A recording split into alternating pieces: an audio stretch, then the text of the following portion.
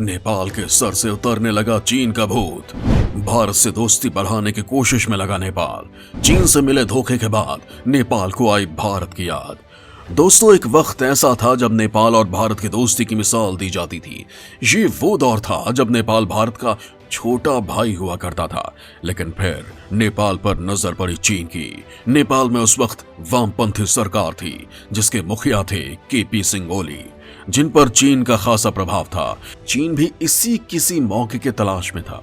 चीन ने ओली को अपने जाल में फंसाकर और कर्ज का जाल बुनकर नेपाल को भारत के खिलाफ भड़का दिया।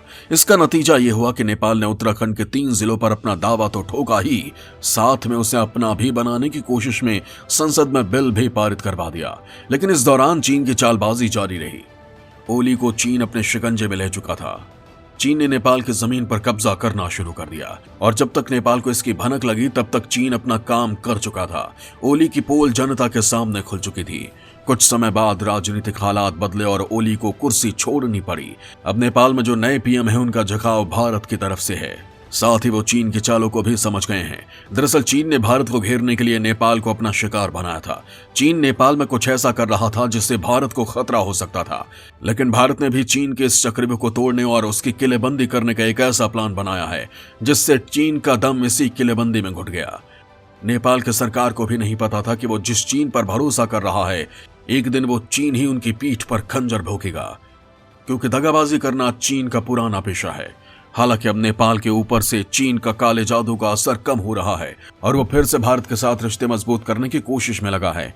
भारत ने भी नेपाल से रिश्ते बेहतर करने में कोई कोर कसर नहीं छोड़ी है।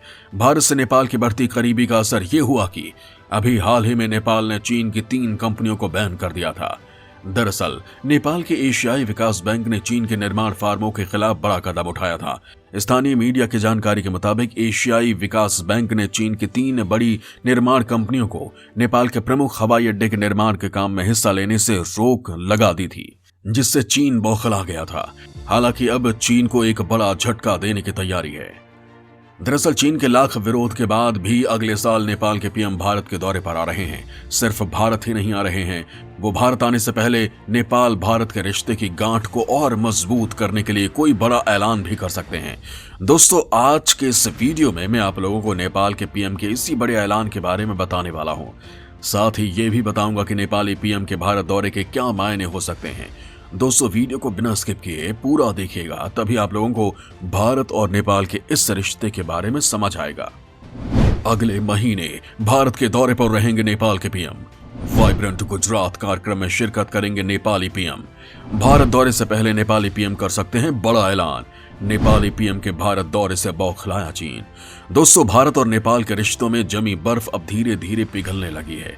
दोनों देशों के रिश्तों में आई दरार किस तरह कम हो रही है, इसको इसी बात से समझ सकते हैं कि नेपाल के पीएम शेर बहादुर देउबा अगले महीने वाइब्रेंट गुजरात ग्लोबल समिट में हिस्सा लेने के लिए भारत आएंगे और हो सकता है कि पीएम मोदी से भी उनकी मुलाकात हो जाए।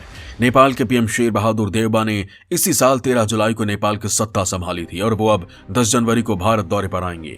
पीएम बनने के बाद ये उनकी दूसरी विदेश यात्रा होगी। इससे पहले देउबा अक्टूबर 2020 में COP26 में हिस्सा लेने स्कॉटलैंड के ग्लासगो पहुंचे थे, जहां पीएम मोदी से भी उनकी मुलाकात हुई थी। नेपाली पीएम ने अगले महीने होने वाले अपने भारत दौरे से पहले चीन को बड़ा झटका दिया है। शेर बहादुर देउबा ने अमेरिका के मिलेनियम चैलेंज कॉरपोरेशन को सहमति देने पर जोर दिया है। उन्होंने कहा है कि 50 करोड़ अमेरिकी डॉलर का कार्यक्रम नेपाल के राष्ट्रीय हित के खिलाफ नहीं है। देउबा का ये बयान ऐसे समय पर आया है जब चीन अपने कर्ज का जाल बन चुके बेल्ट एंड रोड प्रोजेक्ट को नेपाल में लागू करने के लिए एड़ी चोटी का जोर लगाए हुए है। साथ ही चीन अमेरिका के MCC कार्यक्रम का कड़ा विरोध कर रहा है। लेकिन देउबा के इस बयान के बाद ये समझा जा रहा है कि वो अमेरिका के MCC कार्यक्रम के विरोध में नहीं है। इसे ऐसा भी समझा जा रहा है कि अब नेपाल का चीन से मोह भंग होता जा रहा है, क्योंकि ओली के पीएम रहते वक्त उनके हर फैसले में चीन का हित जरूर होता था। लेकिन जब से देउबा ने सत्ता संभाली है तो वो सिर्फ देश हित में फैसले ले रहे हैं।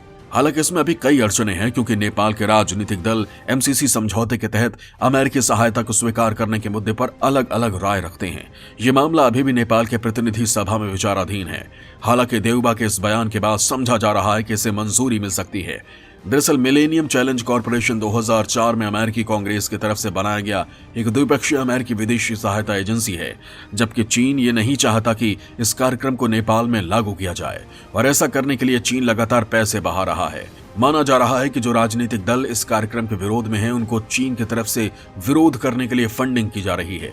दरअसल चीन नहीं चाहता कि नेपाल में किसी भी तरह से अमेरिका का दखल हो, क्योंकि अगर ऐसा हुआ तो नेपाल में चीन का वर्चस्व खत्म हो जाएगा। चीन पर कई बार आरोप लगे हैं कि वो एमसीसी कार्यक्रम के खिलाफ नेपाल में विरोध पैदा करने के लिए जमकर पैसा बहा रहा है। दरअसल नेपाल पर से चीन का असर कम करने के लिए पीएम मोदी लगातार कोशिश कर रहे हैं और शायद इसीलिए पीएम मोदी ने नेपाली पीएम को भारत आने का न्योता दिया था। पीएम देवबा अगले महीने वाइब्रेंट गुजरात ग्लोबल समिट में हिस्सा लेने के लिए भारत के दौरे पर रहेंगे। विदेश मंत्रालय के सूत्रों की माने तो देवबा और मोदी के बीच द्विपक्षीय बैठक होने की संभावना है। इस बैठक में ही नेपाली पीएम और पीएम मोदी कुछ बड़े फैसले ले सकते हैं जो शायद चीन को पसंद ना आए। वैसे भी देवबा ने जब से नेपाल की सत्ता संभाली है, तब से भारत के प्रति उनका नरम रवैया चीन को खटकता रहा है।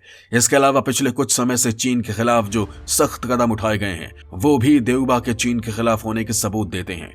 दोस्तों, वीडियो में आगे आप लोगों को बताऊंगा कि जब से देवबा ने सत्ता संभाली है, तब से चीन के लिए लगातार नेपाल में मुश्किलें खड़ी होती जा रही हैं। क्या है ये मुश्किलें, ये मैं वीडियो में आगे आप लोगों को बताने वाला हूं।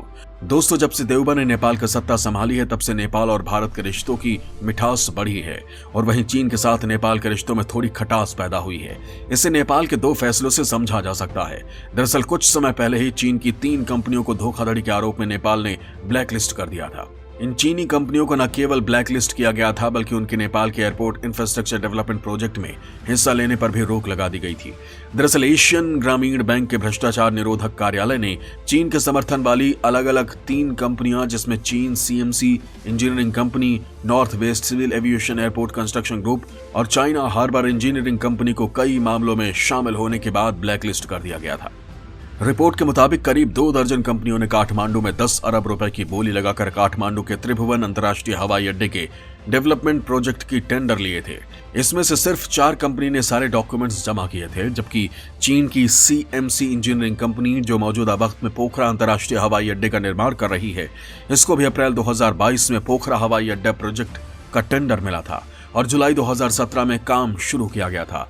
लेकिन काम शुरू करने के 3 साल बाद ही कंपनी को ब्लैकलिस्ट में डाल दिया गया, यानी ये कंपनियां अब नेपाल में काम नहीं कर पाएंगी। इसके अलावा चाइना हार्बर इंजीनियरिंग कंपनी को साल 2023 तक के लिए प्रतिबंधों की सूची में डाला गया है। चीन की इस कंपनी को बांग्लादेश सरकार ने 2018 में ही ब्लैकलिस्ट कर दिया था। ये कंपनी सड़क विभाग के सचिव को घूस देने की कोशिश कर रही थी। नेपाली बैंक के इस कदम से काठमांडू एयरपोर्ट का विकास एक बार फिर से रुक गया है। नेपाल के अधिकारियों के अनुसार जो कंपनियां जिन प्रोजेक्ट्स पर काम कर रही हैं, उन पर यह कार्रवाई लागू नहीं होगी। लेकिन अगर एशियाई विकास बैंक इन कंपनियों के बुरे काम और उन्हें प्रतिबंधित करने के बारे में नेपाल के पब्लिक खरीद निगरानी कार्यालय को सूचित करता है, तो नेपाल के लिए इन कंपनियों को ब्लैकलिस्ट करना काफी आसान हो जाएगा। केवल ये एक मामला नहीं है जिसे देखकर लगता है कि नेपाल और चीन के रिश्तों में खटास बढ़ रही है, बल्कि इस तरह के कई मामले हैं। लेकिन नेपाल की भारत के साथ करीबी पहले से ज्यादा देखी जा रही है। दरअसल हुआ कुछ ऐसा कि भारत नेपाल के साथ अपने संबंधों को बेहतर करने के लिए काठमांडू से रक्सौल के बीच एक रेल लाइन शुरू करना चाहता था, जिसका चीन काफी विरोध कर रहा था। लेकिन चीन के विरोध के बाद भी नेपाल ने भारत की इस योजना को मंजूरी दे दी, जबकि चीन भी कुछ ऐसा ही करने के फिराक में था। लेकिन चीन की लाख कोशिशों के बाद भी नेपाल इसके लिए तैयार नहीं हुआ। दरअसल साल 2008 से चीन तिब्बत को नेपाल से जोड़ने के लिए रेल लाइन बिछाने की कोशिश कर रहा है। इसके लिए चीन नेपाल के लुम्बिनी तक रेलवे लाइन और सड़क बनाने जा रहा है। उसका दावा है कि इस प्रोजेक्ट से चारों तरफ से जमीन से घिरे नेपाल का संपर्क दुनिया से बढ़ेगा। हालांकि इसके पीछे उसकी मंशा पूरी तरह से नेपाल को अपने कब्जे में लेने की है। नेपाल ने चीन के इस प्रोजेक्ट में रुचि नहीं दिखाई है, लेकिन भारत के प्रोजेक्ट के लिए उसने हामी भर दी। दरअसल 2018 में भारत ने नेपाल को काठमांडू से बिहार के रक्सौल तक की रेल लाइन बिछाने का प्रस्ताव दिया था। भारत के इस प्रस्ताव का चीन लगातार विरोध कर रहा था। चीनी विरोध को दरकिनार करते हुए नेपाल ने इसे मंजूरी दे दी थी। माना जा रहा है कि इस रेल प्रोजेक्ट के पूरा होने के बाद नेपाल को भारत के रेल नेटवर्क से जोड़ा जा सकेगा।